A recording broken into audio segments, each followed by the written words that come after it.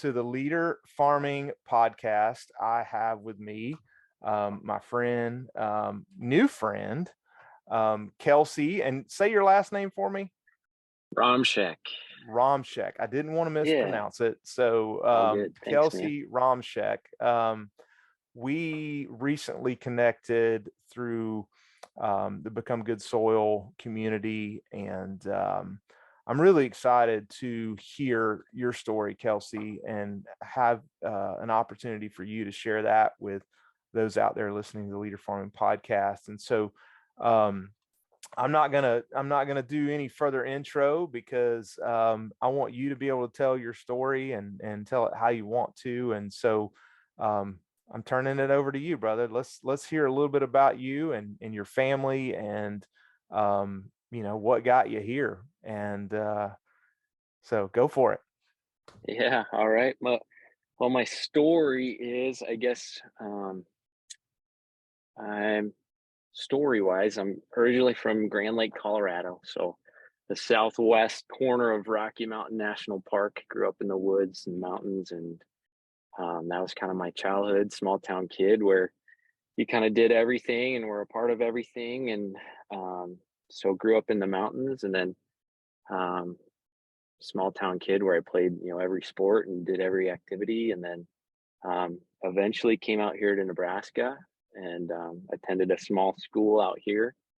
Didn't want to go to the small school, but ended up really liking the campus and ended up getting to play football. So came out here, played football. I played for 2 years and was in a boating accident in between my junior and senior year. And then because of my injuries and the extent of my injuries, didn't play after that. So ended up getting into wanted to come back and student coach, and had a coaching change, terrible toxic environment. So ended up kind of dropping out of that, ended up helping out coach volleyball, and then eventually just landed here in Lincoln.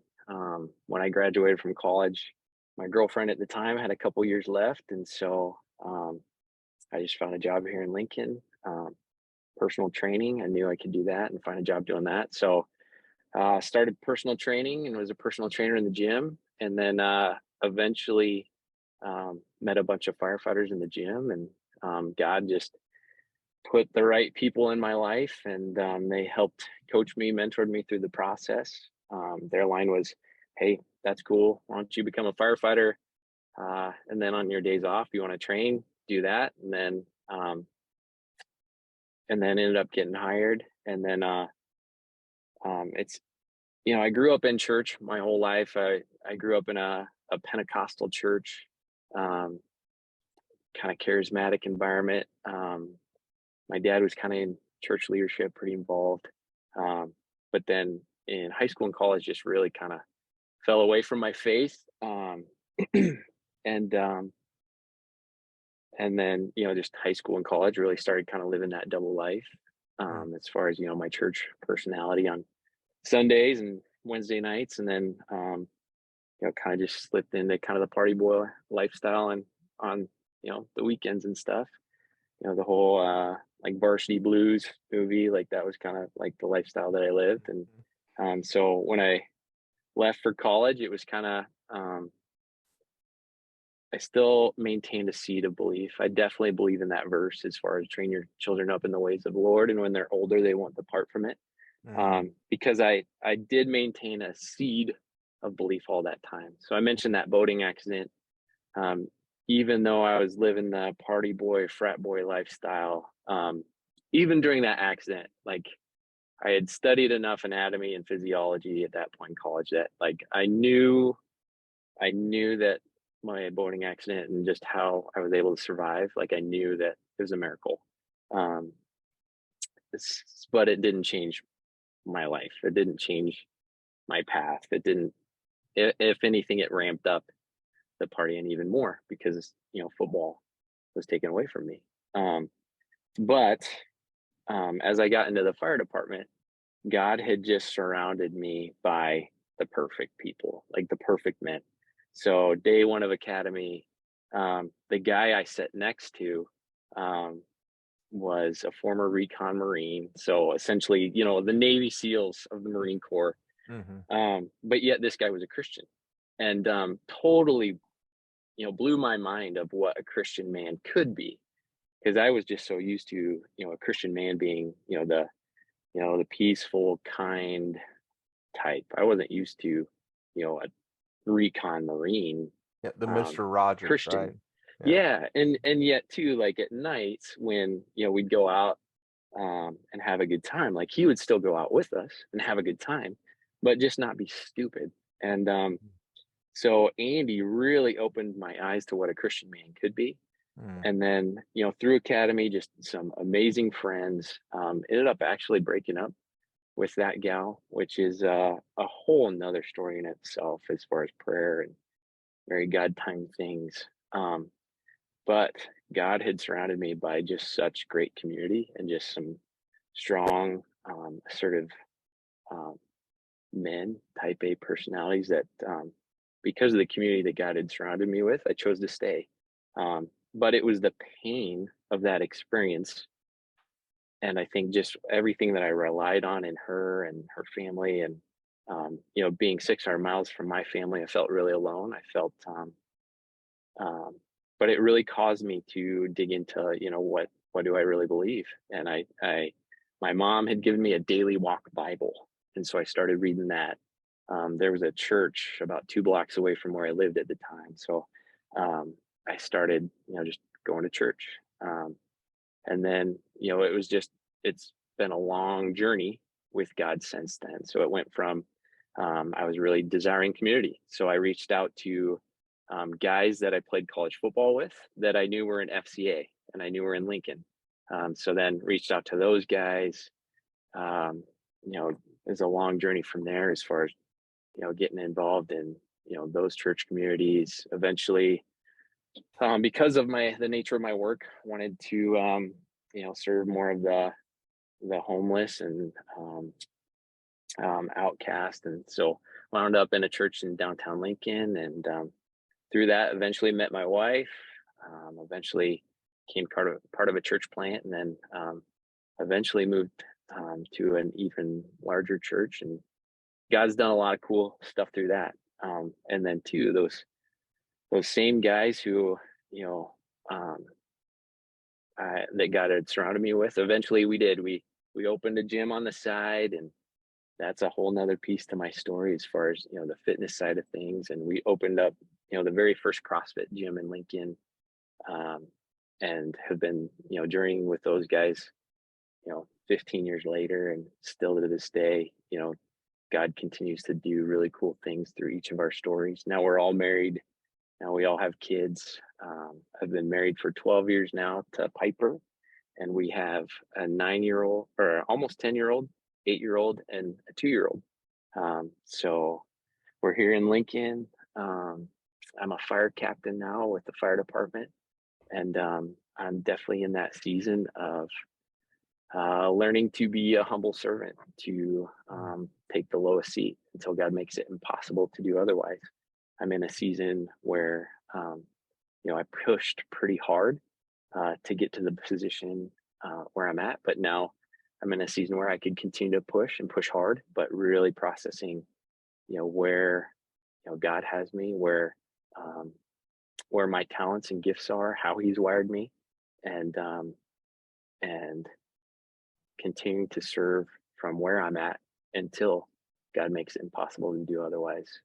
There's been so many times where over the last 2 years, I've considered, quitting, finding a different job, a different career, um, you know, just really wrestling through, is this really what I want to do anymore? But so much of it ties back into, um, I believe that each of us carries, um, that unique design from our loving Father, from the Creator. He's created each of us in a unique way for a unique reason to bring out our unique um, way in which we bring out the Creator, in which we bring out the living God. I love um, Dallas Willard's book, Divine Conspiracy. I love Mhm. that book.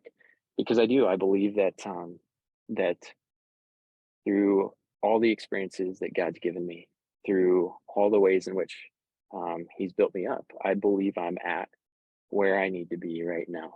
Mm, So my dad and mom both were volunteer firefighters. I was around the fire service my whole life. mhm, Um, my dad was fire chief in our hometown. So in a lot of ways, God's I believe in the Churchill comment as far as like I believe that God that my entire life has prepared me for this moment.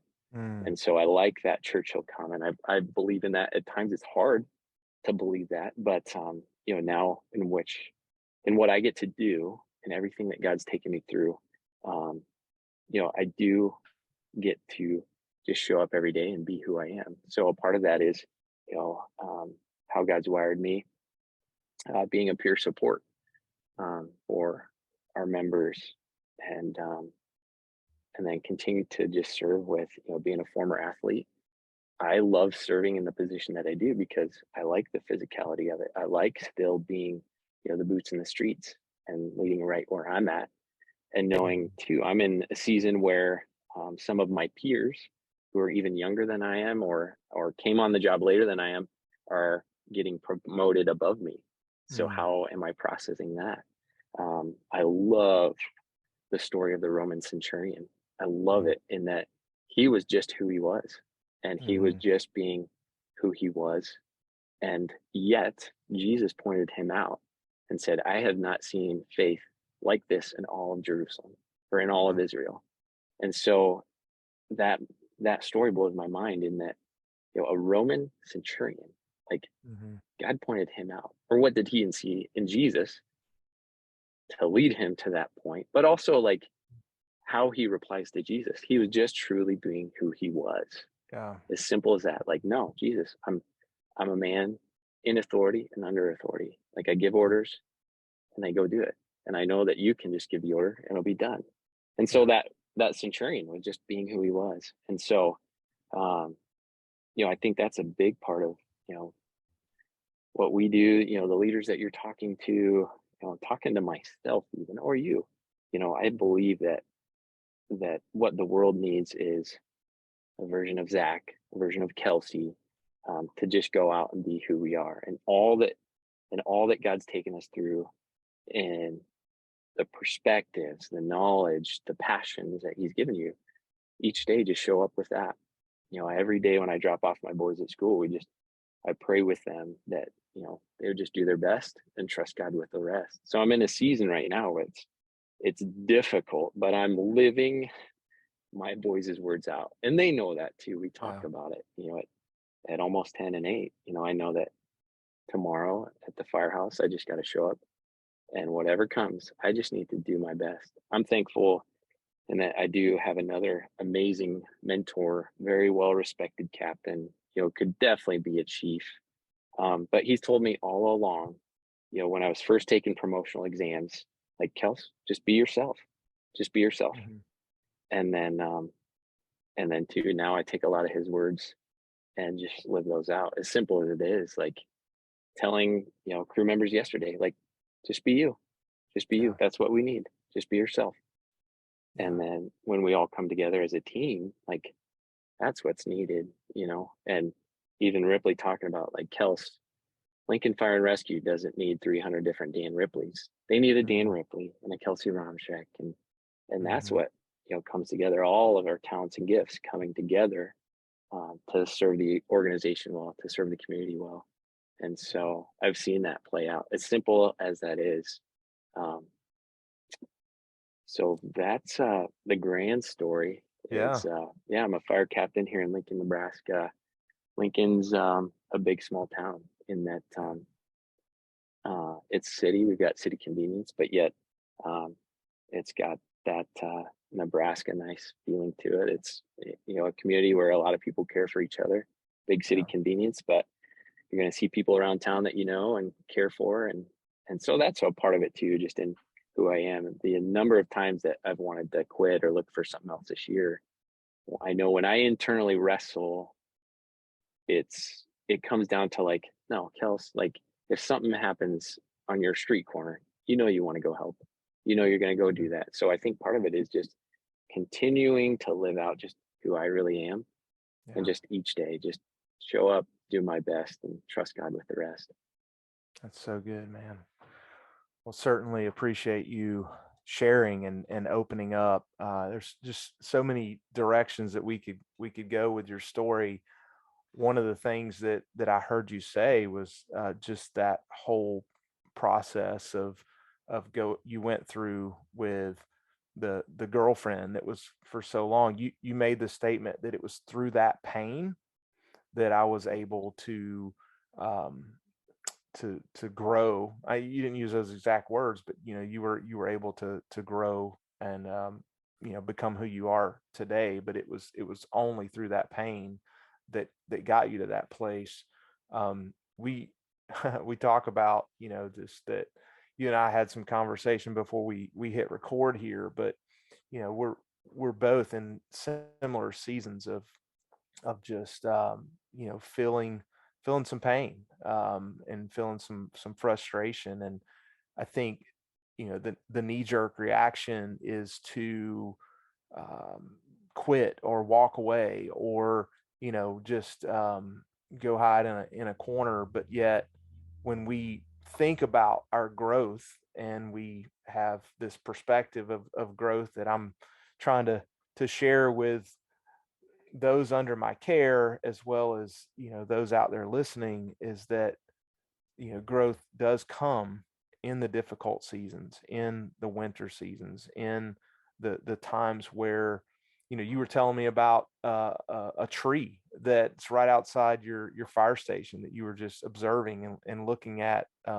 like yesterday, and just how during the summer it's so vibrant and so much green, but yet it looks dormant, it looks dead right now at the moment. But we know that there's growth occurring. We know that there's life still in that tree, and that the the things that are unseen, the the root structure of that particular tree is deepening, and it's growing. And um, so where do you want to go next? Like, it's hard to cherry pick, particular things, but take us down the road of one particular, and maybe it's now, maybe you want to share about what's going on in life right now, where you and I talked about this idea of being at our post, even though like we may want to abandon post, but like the centurion that Jesus was so astonished with. In fact, that's the only time he uses that word in reference to the centurion. But like, where do you want to go in terms of sharing one particular story um, about a difficult season in life, and now with the perspective that you have, looking back, you can see how you grew through that season. Or if you want to talk about now, how your perspective has changed, and even though it's difficult, that you're going to be able to look back and see growth. So take that away. Yeah, I think I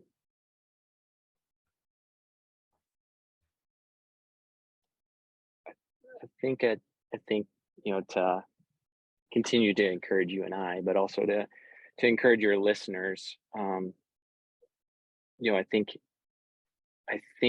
I really believe now more than ever, as far as just that piece that Morgan Snyder talks about in Becoming a King, as far as the emphasis of building character over kingdom, Hmm. and also embracing the pain a little bit, right? So as a fitness coach, I know that growth and strength comes through pain. You Mm, have to challenge your body in order to develop.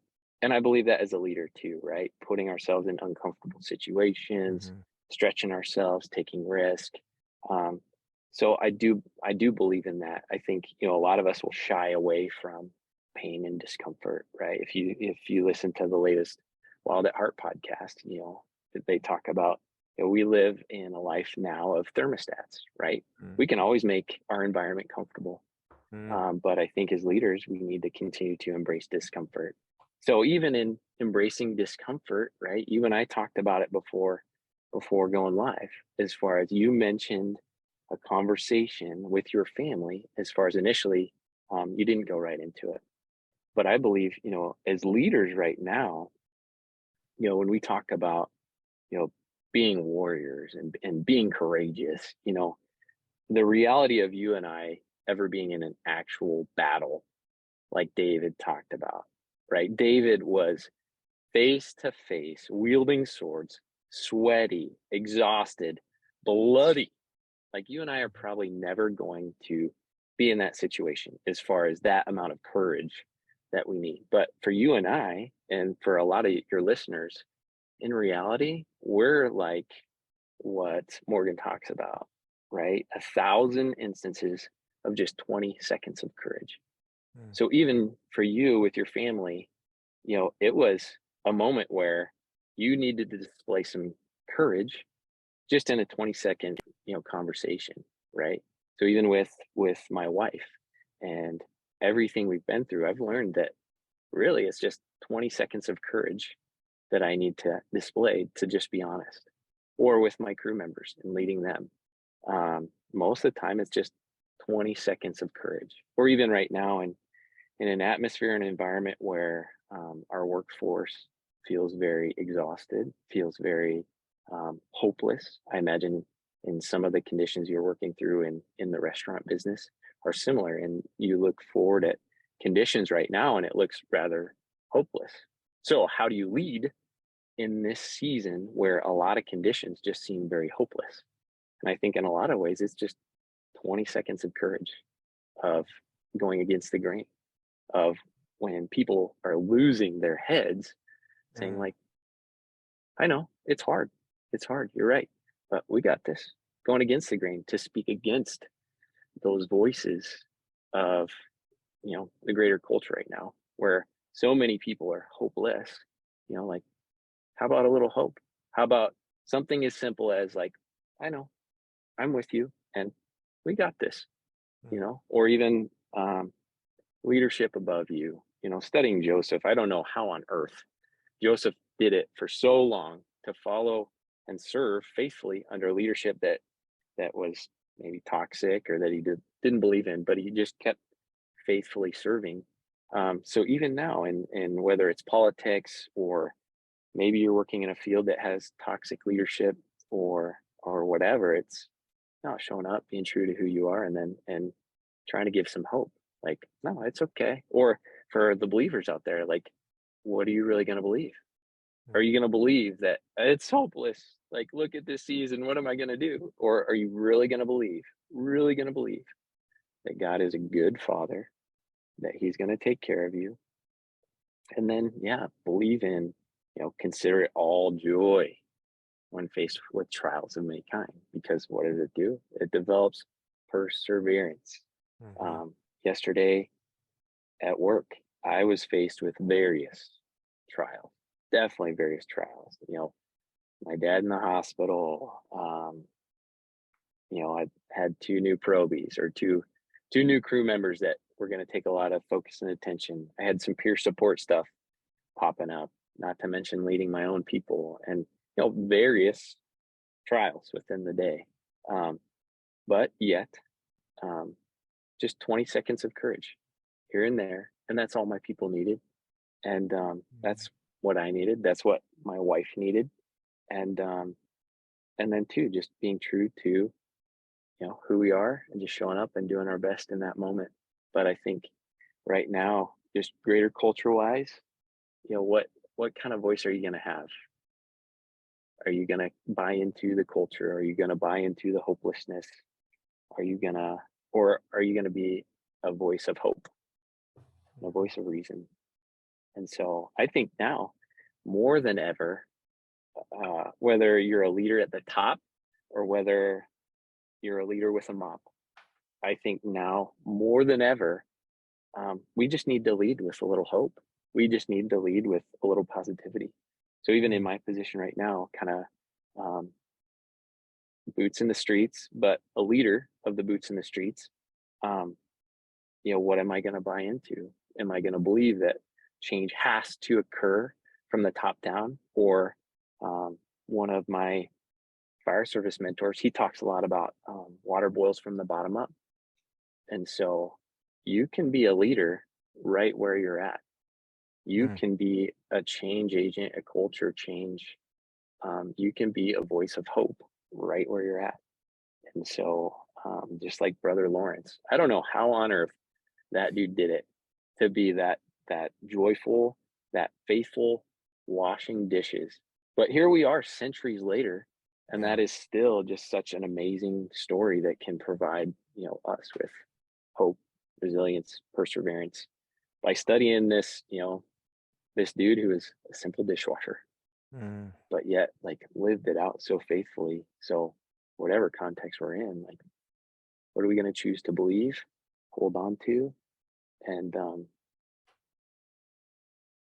yeah, what message of hope are we going to spread? Or are we going to buy into the hopelessness?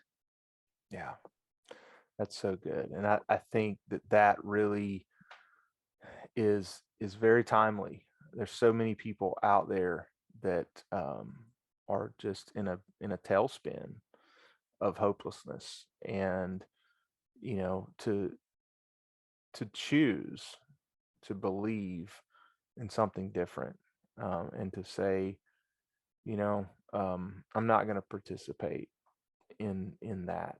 And so, with some final thoughts and some final words, what, looking back over your life and all the trials and difficulties that you've been through. I mean, you literally put out fires for a living. I feel like I put out figurative fires most days.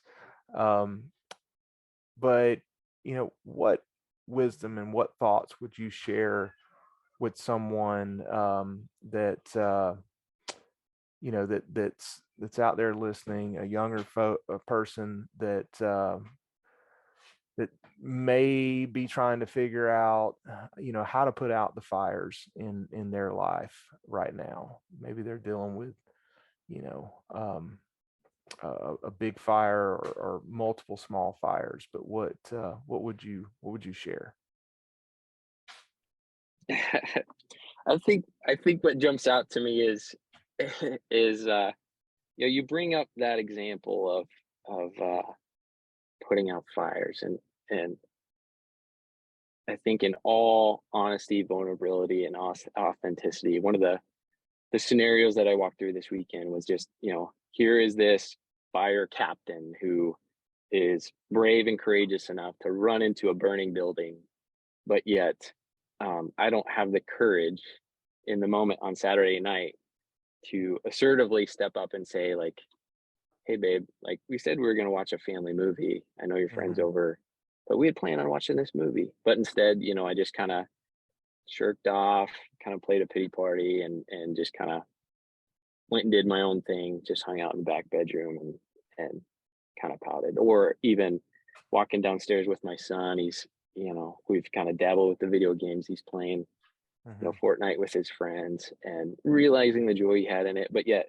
I didn't even have the courage as a father to say, like, hey bud, like I know you're enjoying Fortnite, but you know, could we play a two-player game? I'd love to play with you.